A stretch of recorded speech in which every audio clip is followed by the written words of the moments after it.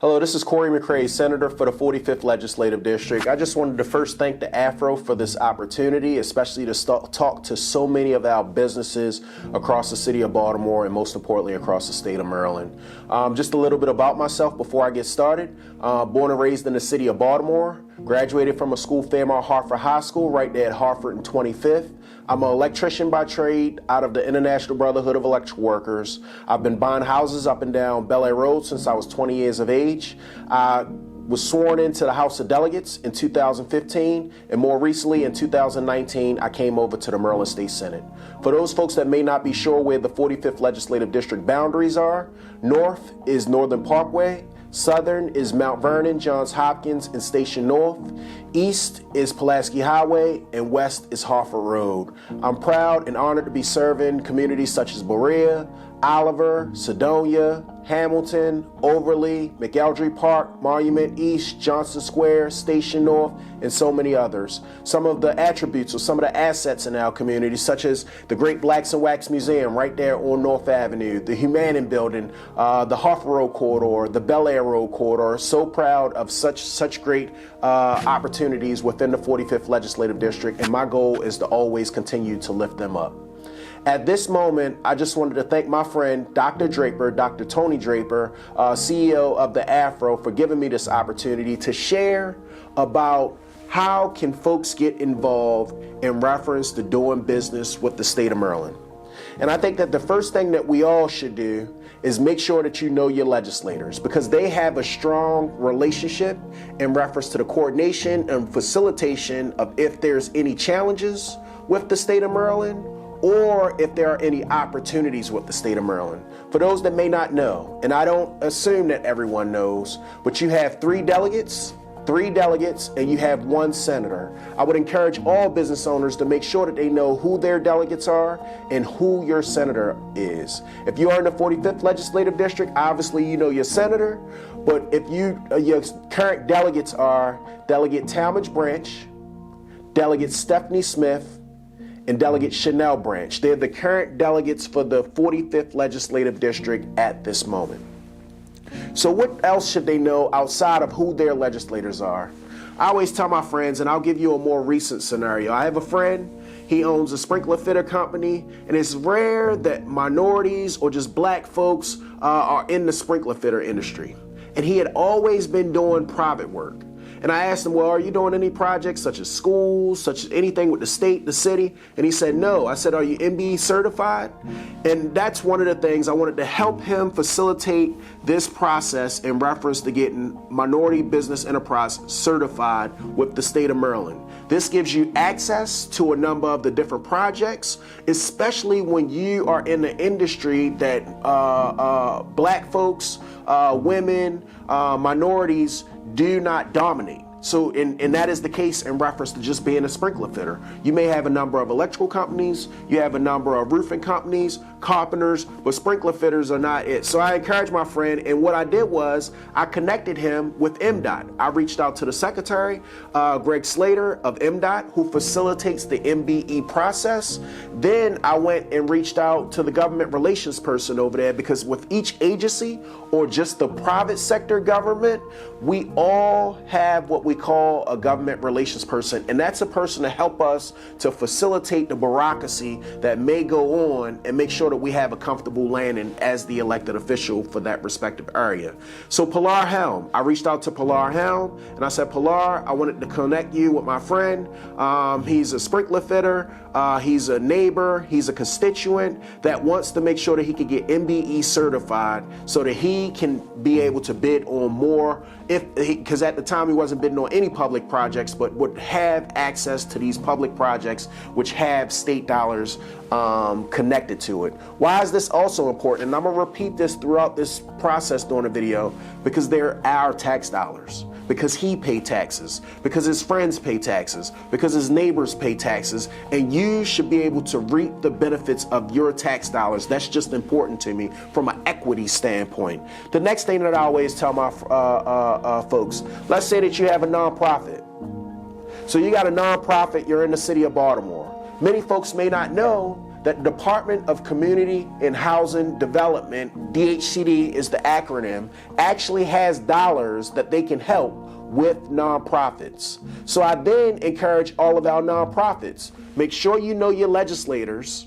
But if you know your legislators and you are a nonprofit, if you're looking for capital dollars, if you're looking for some form of grant programs or some form of access, we should be able to make sure that we reach out to the Secretary of DHCD, which is Ken Holt, and reach out to Hunter Pickles, who's the government relations person for DHCD, and be able to say, this is a business within our respective district, and they're looking for opportunities from the state of Maryland to be able to thrive, not just for themselves, but also doing that for our constituents, our residents, and our neighbors throughout the district. One of the other things that I think about, let's say that you're we've talked about not-for-profits, but let's say that you are a for-profit organization.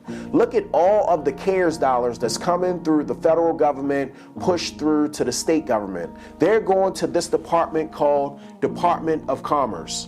And the Department of Commerce secretary is a lady named Kelly Schultz, former House of Delegate member, but she's the Secretary of Commerce at this time. And it's important for me to know that, but it's also important for any business owner to know that, because they have a slew of dollars, a tranche of dollars that are coming through that agency that we want to make sure that we are connecting to people. Why is it important to me? Because when more 45th District businesses have access to these respective dollars, I know that my community is winning. So it's very important to me to help facilitate and make these connections. But I also want to make sure that they know who the Department of Commerce is. How do they get access to the Department of Commerce? And what happens with for-profit businesses, there's not just Department of Commerce where you have access to dollars at. You also have the Department of Housing and Community Development. I also talked about them with not-for-profits, but they also have a program called NeighborWorks.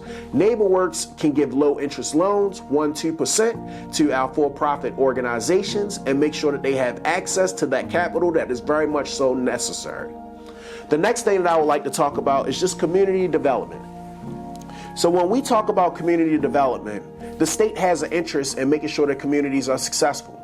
Do they do that all the time, and do they do that in an equitable manner? No, they do not.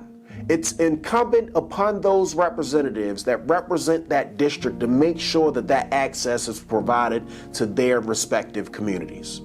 And we do that if you're a community, if you're a developer, if it's a community association, if this is some form of community development project, some of the things that I push them towards, I call it the Baltimore Regional Neighborhood Initiative. We call it BRNI for short. That's the acronym, BRNI.